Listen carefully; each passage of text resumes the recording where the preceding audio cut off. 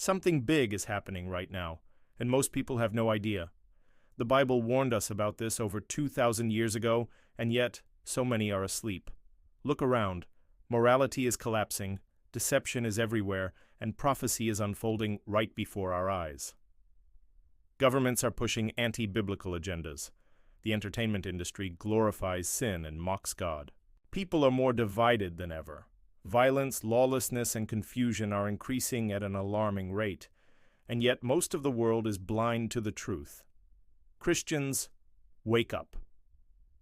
The time is short, and you need to hear this message before it's too late.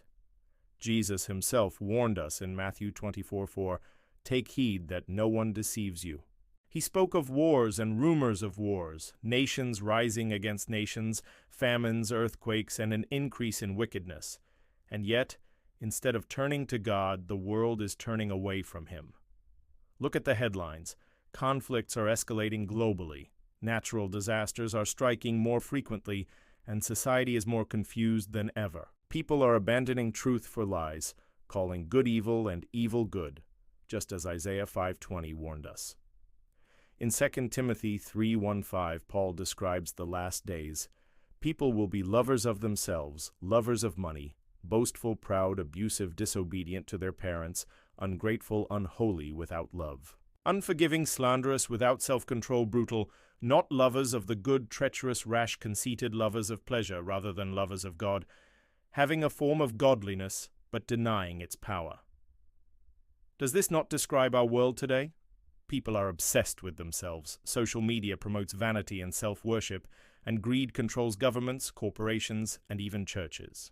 The enemy has convinced people that sin is freedom and righteousness is oppression, but this is all part of his deception. Right now, Satan is working overtime to keep people distracted, entertained, and spiritually asleep. He wants you caught up in your phone, your job, your worries, anything but the truth.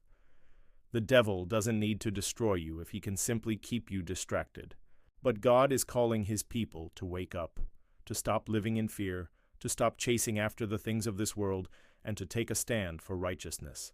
It's time to stop compromising with sin. It's time to open our eyes and see the truth for what it is.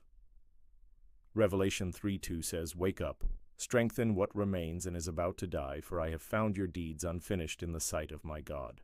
This is a warning to all of us. We are not called to be passive Christians. We are not called to blend in.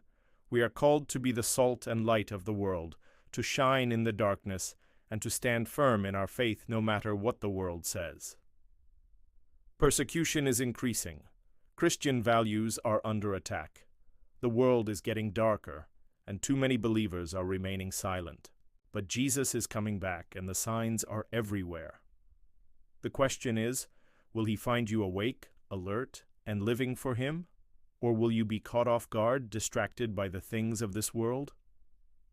The choice is yours, but whatever you do, don't ignore this message. Seek God while there is still time. Repent, turn back to him, and live boldly for Christ. Christians, wake up!